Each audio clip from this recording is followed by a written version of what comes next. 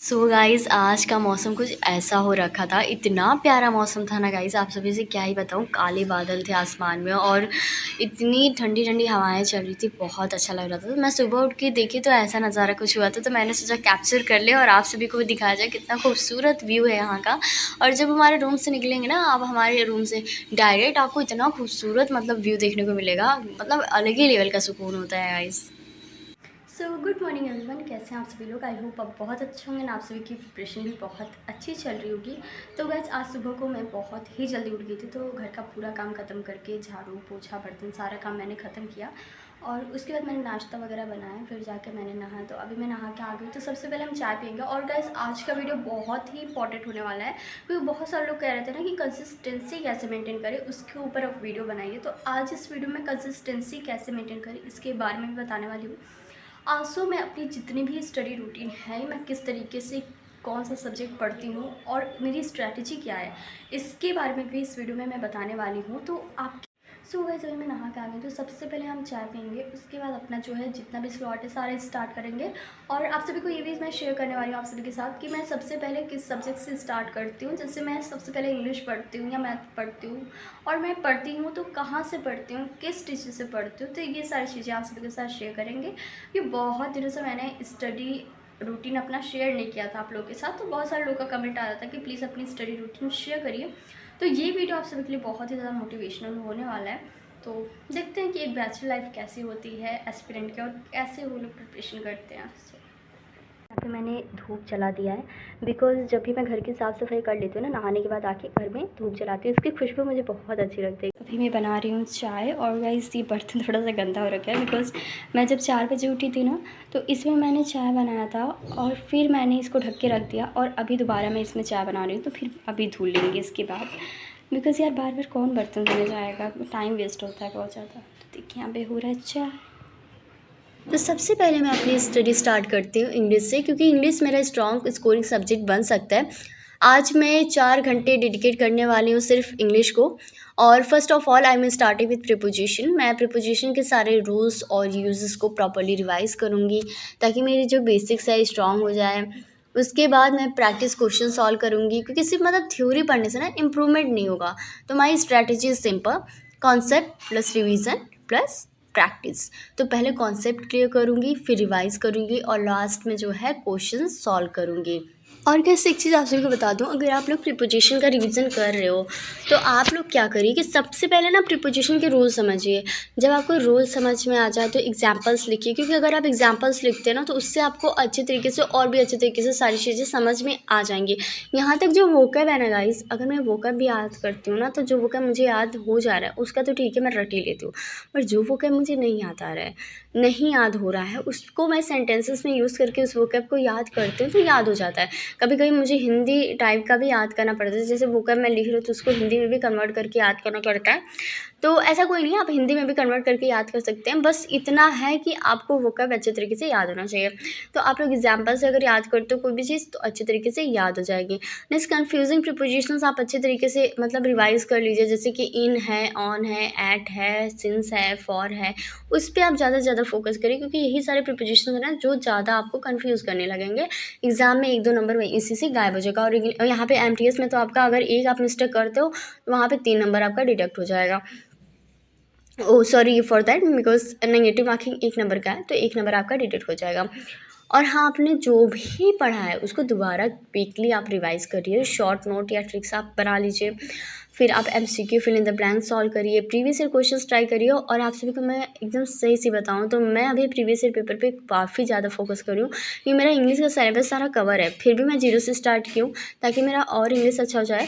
और एक चीज़ है कि प्रीवियस ईयर पेपर काफ़ी फोकस कर रही हूँ, क्योंकि प्रीवियस ईयर से मिलते जुलते क्वेश्चन पूछे जाते हैं एग्जाम में, चाहे भले ही वेंडर हमारा चेंज हो गया हो, बट क्वेश्चन पूछे जाते हैं। अपनी गलतियाँ नोट करो, जो कि मैं करती हूँ अपनी गलतियाँ नोट जब भी मैं मॉक टेस्ट देती हूँ कि मेरी कहाँ गलती हुई है। मैं आप सभी को मॉक टेस्ट वाली वीडियो में बताती भी हूँ मेरी यहाँ पे गलती हुई है, क्योंकि सेम मिस्टेक ना रिपीट ना हो, उस पर आप ध्यान दीजिए।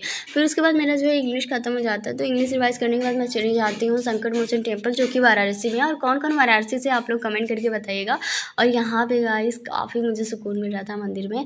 और एक चीज़ आपसे भी बता दूँ गाइस, बहुत ही मतलब बड़ी प्रॉब्लम हो गई थी मुझे, क्योंकि इतनी ज़्यादा टेम्पल में भीड़ थी ना।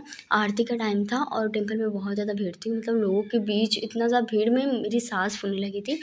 बट कैसे कैसे मतलब मैं आगे गई और मैंने और इतने अच्छे से आरती देखा, हनुमान जी का संकट मोचन का आरती एकदम सामने से 5-6 मिनट तक मैंने खड़ा होकर आरती देखा।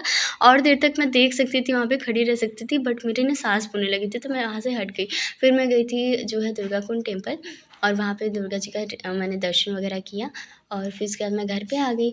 और फिर उसके बाद मैं नेक्स्ट स्लॉट स्टार्ट करती हूँ, जो कि मेरा इंग्लिश का ही रहता है। बट यहाँ पे क्या था ना, मैं वोकैब वगैरह रिवाइज़ करती हूँ, जो कि रिपीटेड वोकैब्स है।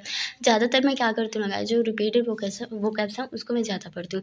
अब देखिए क्या था ना, जब मैं बैंकिंग का तैयारी कर रही थी, तो वहाँ पे मुझे न्यूज़पेपर पढ़ना पड़ता था। तो वहाँ पे न्यूज़पेपर में जो नए-नए वर्ड्स आए ना, वोकैब्स न्यूज़पेपर में मिलेंगे आपको नए-नए वोकैब्स, तो उसमें अंडरलाइन करके मुझे पढ़ना पड़ता था, लेंदी पड़ जाता था। बट जब अभी मुझे पढ़ना है एमटीएस के लिए, तो काफ़ी ईज़ी पड़ रहा है मुझे, क्योंकि मतलब उस लेवल की मेरी प्रैक्टिस थी पहले बैंकिंग में, कि मैं पूरा टाइम्स ऑफ इंडिया उठा के पढ़ती थी, अंडरलाइन करती थी सारा चीज़ न्यूज़पेपर में, जो नए वोकैब्स आए हैं सब चीज़ें पढ़ना पड़ता था, तो लेंदी पड़ जाता था। बट अभी मुझे ईज़ी पड़ा है। तो यहाँ पे मैं क्या करती हूँ, जो भी रिपीटेड वोकैब्स है उसको पढ़ती हूँ, फिर उसके बाद बुक से भी मैं वोकैब्स उठाती हूँ, पढ़ती हूँ। और बहुत सारे पूछते हैं आप वोकैब कहाँ से करती हूँ, तो मैं वोकैब देखिए ब्लैक बुक के जो पीडीएफ है ना उससे करती हूँ। ब्लैक बुक का आपको पीडीएफ गूगल पे मिल जाएगा, तो मैंने ब्लैक बुक लिया नहीं हुआ है, लेकिन उसका पीडीएफ मैंने डाउनलोड किया है, उसी से मैं करती हूँ। मैं ज़्यादातर मतलब कोशिश करती हूँ ना, कोई भी चीज़ मुझे खरीदनी ना पड़े, मुझे फ्री में अवेलेबल हो जाए और वहाँ पे हो भी जाती।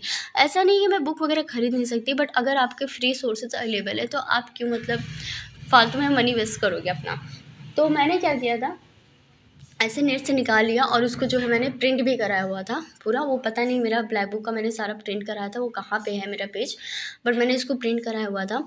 तो अभी तो फ़िलहाल मैं ब्लैक बुक का जो भी सारी चीज़ें पीडीएफ यहाँ से रिवाइज़ कर रही हूँ। अगर बुक लूँगी मैं ब्लैक बुक का, तो आप सभी को बताऊँगी मैं। और उसके बाद जो है अपना सारा चीज़ जो है रिवीजन वगैरह करती हूँ। और यहाँ पे आप लोग देख सकते हो कि फिर उसके बाद मैं एक्टिव पैसिव पढ़ती हूँ, बिकॉज़ एक्टिव पैसिव बहुत ही ज़्यादा इंपॉर्टेंट है गाइस, क्योंकि इस बार पूछे जा रहे हैं। और एक्टिव पैसिव में मतलब समझ लीजिए एक्टिव पैसिव और डायरेक्ट इनडायरेक्ट, ये मुझे बहुत मज़ा आता है पढ़ने में। लेकिन प्रॉब्लम ये है गाइस कि अभी क्या करना है कि एक्टिव का पैसिव बनाने के लिए नहीं, पैसिव का एक्टिव बनाने के लिए दे रहा है।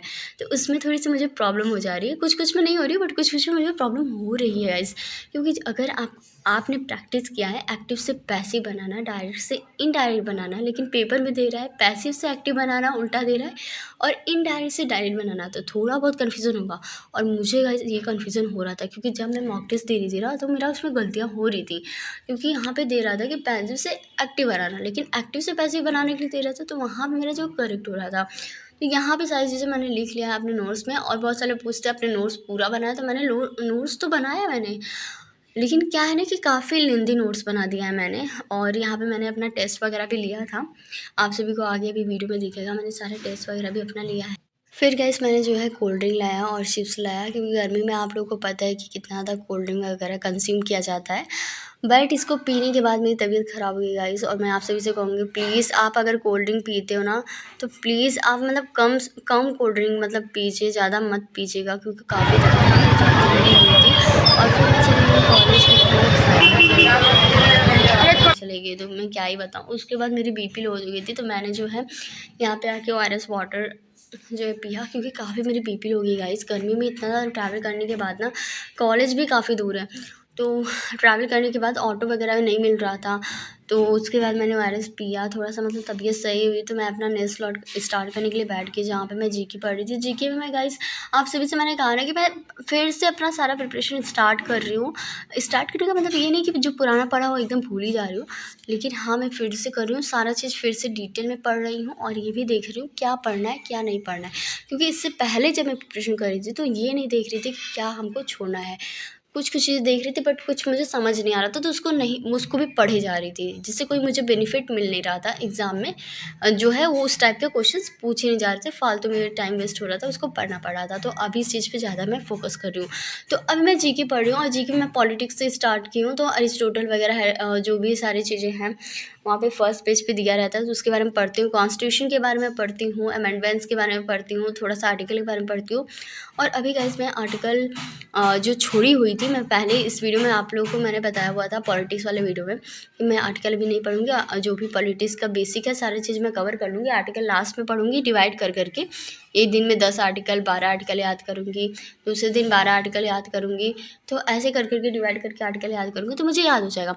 तो उस आर्टिकल को मैंने कुछ आर्टिकल को छोड़ा हुआ था, हालांकि मैंने उसको याद किया बट काफ़ी मैं उसमें भूल जा रही हूँ, क्योंकि जब एग्जाम्स में या पीवाईक्यू में पूछ रहा है ना आर्टिकल, तो मुझे यहाँ पे कन्फ्यूजन हो जा रहा है और मैं भूल जा रही हूँ। और ये देखिए यहाँ पे मैंने पॉलिटिक्स में बहुत सारी चीज़ें अंडरलाइन भी की हुई हैं जो कि इंपॉर्टेंट है, एग्जाम में पूछी जाती हैं, और जो चीज़ें बहुत ही ज़्यादा इंपॉर्टेंट है मैंने यहाँ बुक के ऊपर लिख लिया है।